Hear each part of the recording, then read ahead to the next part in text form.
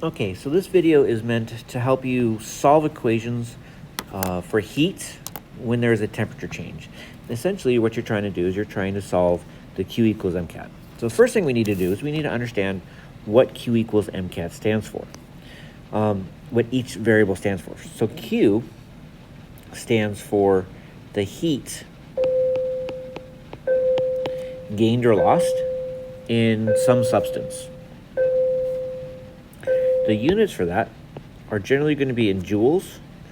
Sometimes it'll be in calories or some other unit of energy. So heat is your energy. That is what is being gained or lost. M is going to be the mass. The units for mass, of course, is grams. C is something we call specific heat.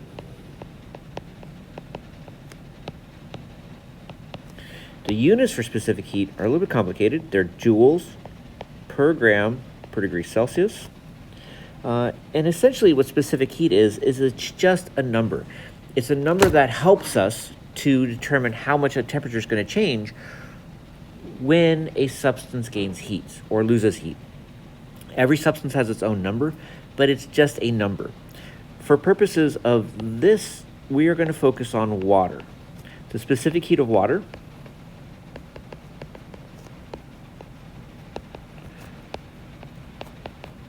is 4.184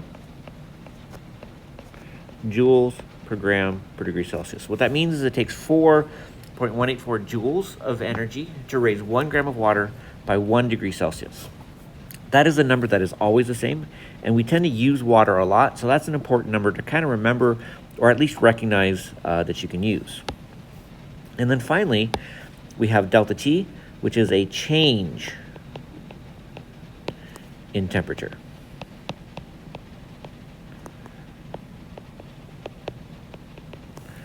And of course, our temperature units are going to be degrees Celsius, and it's important to note that my units all match. I can do specific heat in calories per gram per degree Celsius, which will change my units to heat, and there are other variations of this, but this is the variations that we're going to be using for this class. Okay, so understanding that, generally what we're going to be doing for this video is we're solving for Q, and we're going to use Q equals MCAT for that. So here's the first example. How much heat is required to raise the temperature of 1,500 grams of water from 21.5 degrees Celsius to 100 degrees Celsius?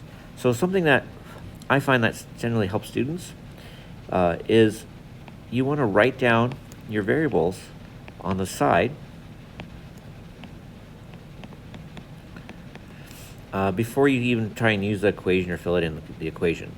So Q is what we're solving for because it says how much heat is required. So that's Q.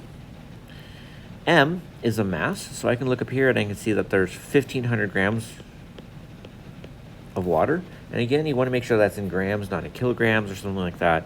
But for my class, I generally don't try and mess with that too much. C is where people always struggle with.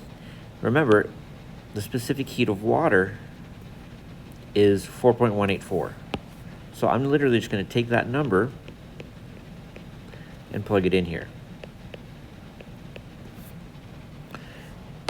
And then finally, the change in temperature. Remember, this is how much the temperature changes. So it's not just 100. It's not 21.5. It's how much the energy changes by. So officially, the way you should do this is you should take the final temperature minus your starting temperature, and you're going to get your change in temperature. So 78.5 degrees Celsius is my change in temperature. And now literally all I do is I go in and I rewrite the equation,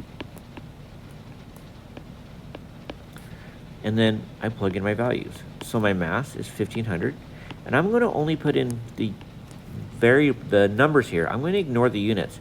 I can look at my units and see that they match on the left, so now I can just focus on the numbers. My specific heat is 4.184, and my change in temperature is 78.5 degrees Celsius. Okay, so again, my mass, my specific heat, and my change in temperature.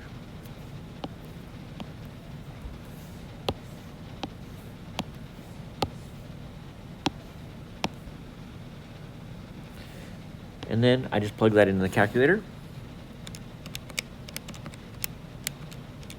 So I multiply all those numbers together, and in this case, I get a huge number, which makes sense because there's a lot of water. Okay, 492,666. What units am I going to put there? Well, I look over here and I look over in my units are there and I see what units of energy there are, or I can look back at my units and I say, oh, my units are joules. Okay. And that is my answer for experiment 1, example 1. So let's try another example.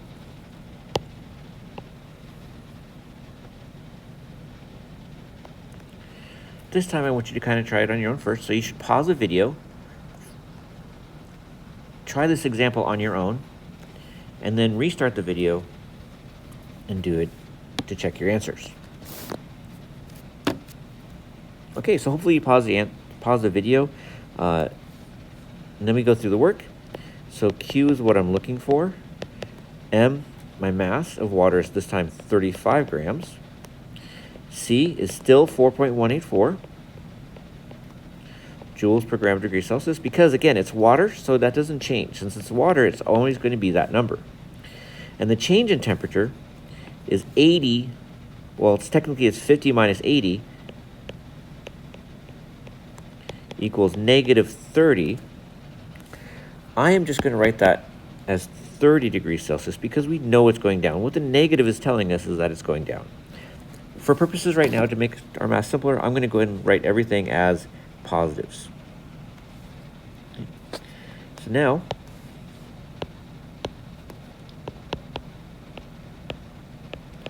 plug in my formula. Heat is equal to 35 times 4.184. That's my C. My change in temperature is 30. Again, if I went negative 30, that would be fine. That's going to give me a negative Q, and that's just telling me that it's losing heat. Multiply those together.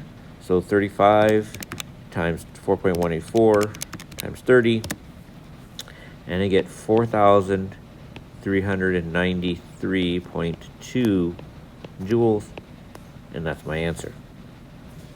Easy peasy. These are important questions because we're often going to be using water to do that. Okay. A final example. How much energy is gained by a 152 gram sample of water whose temperature increases by 30 degrees Celsius? Pause the video, answer the question, and then restart the video to check your work. Okay. So again, quickly,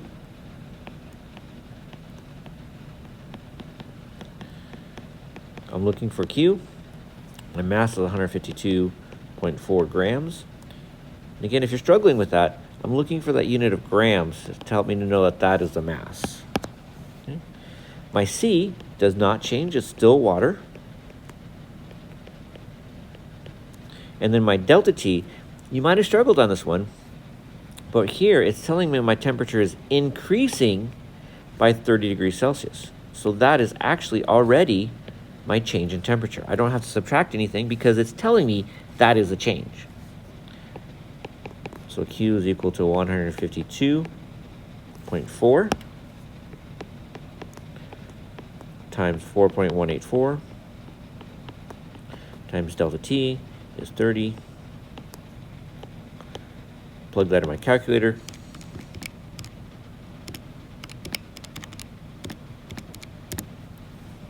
And I get 19,129.248 joules. I'm going to go and just round it to that. And there's your answer. I hope this video was helpful. Make sure I have all the work shown here so you guys can kind of see it. Thank you for watching.